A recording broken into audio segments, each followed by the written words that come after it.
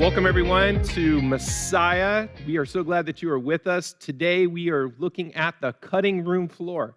These are all the things that we as pastors maybe did some research on or wanted to put into the message, but ultimately, because of length or it could just because of focus, they ended up hitting the cutting room floor. But they're still relevant and they're still important, and so that's why we want to talk about it Monday evening. That's what we do on Monday evening. We do a recap of the teachings that we were doing. And so our series is called Punch Fear in the Face, and we are looking at life's storms, the things that come up in our life. And growing up in the Gulf Coast, growing up in the Houston area, the storms that we experienced kind of marked the different years or times in our life. Like hurricanes were so serious where I grew up, and they often flooded the cities that they became the markers of our life. Like in 1983, I remember Hurricane Alicia. I was just a little 8-year-old tot, and life was crazy, but my friends and I were kind of dumb during Hurricane Alicia because not only were our streets already flooded, but we would go block up some of the gutters in the street so it became more like a living swimming pool, and we'd go out and play in there. Oh, the dumb things that we did as kids. 2005, Hurricane Katrina was so tragic for the Gulf Coast. Many of you know about that. And it didn't particularly hit Houston. It really was the New Orleans area and other areas. But it really affected Houston because we brought in so many people from those areas who ended up being permanent transfers to the Houston area. So 2005 Hurricane Katrina really marked a time that was very central in my memory and for my young family. It was later on that year that Vienne was born. Hurricane Rita quickly came, and the year that Vienne was born, we had many people from Houston ended up having to come to the Austin area.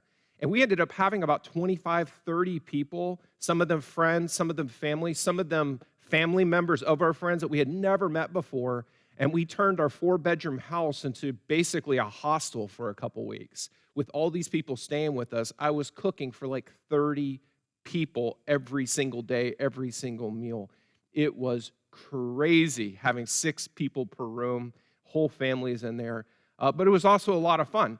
And there was really nothing else that we could do because when hurricanes hit, the water doesn't just go down. And so we would mark our lives in that way. When Hurricane Ike hit Houston, Leo was born. That was 2008. And again, we had some friends that came our way and stayed with us in the Austin area. And then finally, 2017. 2017, I was down in the Fort Worth area, and Hurricane Harvey hit Houston. And this one might have had the worst effect on the Houston area where I grew up in particular. And when Harvey happened, I think a lot of the country really came through, and I really saw the church come through, the Lutheran church in particular. We came through where many of our churches down in the Houston area became centers where goods came and paper goods came and food came. And many of the other churches around Texas and really the country came together to make sure that we supported each other. When Leo and I first moved here, it was in May, we had finished an inspection on our new house. And we were so excited to move in. With the inspection done, we knew that more or less closing was a for sure thing. We weren't going to be able to back out of the deal or anything. And we were staying in a hotel. And we were in the hotel, the tornado sirens went off, and we knew it was serious. And as you watch the tracker on the map of the news station, it was coming right through this area. And so they ordered us in the hotel to go down to the lowest floor, and he and I are huddled up in the lowest floor with all these people, many of them in their sweatpants and PJs. It was kind of funny and sort of weird, but we were hanging out there. And then I realized that the tornado track had actually gone right up Highway F, right up next to the house we were about to buy. And I kind of wondered, was I going to be closing on a house that was in shambles? But fortunately, that's not what happened. God really looked out for us, and everything was okay. But many of you remember that. That was just last year that tornadoes had come through, and trees were down and blocking roads and everything else. When we talk about the storms of life, we think about the real storms that happen.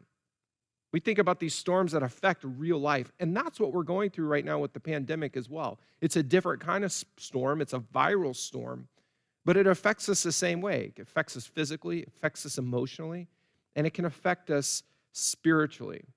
In Matthew chapter 7, Jesus has some words to share, and this would have been really relevant for a message about the storms of life.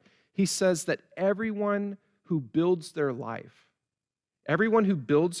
on my words and puts them into practice is like a wise man who built his house on a rock. How we put Jesus' words into practice in our lives, his wise words, when we do that, we're acting like a wise man who builds his house on a rock. That way, when the storms of life happen and the streams rise and the winds blew and beat against that house didn't fall. And that's what a Christian house, a Christian person is supposed to be like. We're supposed to be the kind that stand up to the storm and still do good for the world. And Jesus parallels this with somebody else. Someone who doesn't build their life on my words is like somebody who built their house on sand. It's a foolish person. And we don't want to be foolish people as Christians. We want to make sure we're building our lives on the right thing. So God never promises there's not going to be storms. Not at all. In fact, Jesus has a parable about the storms of life. Now, this is a metaphor for the storms that happen in life. It might be literal storms, it might be emotional storms, might be viral storms. But Jesus never promises that storms aren't going to happen. But he says that you can build your faith, you can build your life on his words and on his way and follow him. In Psalm 107, it says that we will have storms, but if we can cry out to the Lord in those storms, he can calm the storm with just a whisper, just the way Jesus did with his disciples in the stern of the boat. Jesus can hush them with just a whisper. God can do that. He can hush the waves. But then Psalm 107 continues. It says, then we are to give thanks to the Lord because he has unfailing love. Then we give thanks to the Lord. It's important to remember we're going through a storm and we cry out for God for help, and God does help. It's important that we know where our thanks goes. The psalm is reminding us that when God delivers, we need to remember God. Now, always remember, the Psalms are the hymnal of the Bible. These are the worship songs of the Jewish people. And so they praise God honestly about their struggles with storms. They praised God honestly, and they talked about their doubts when their faith was low.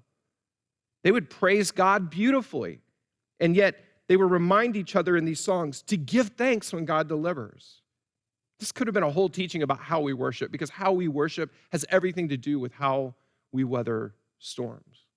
And so that's what we want to do for you every Sunday here at 10 a.m.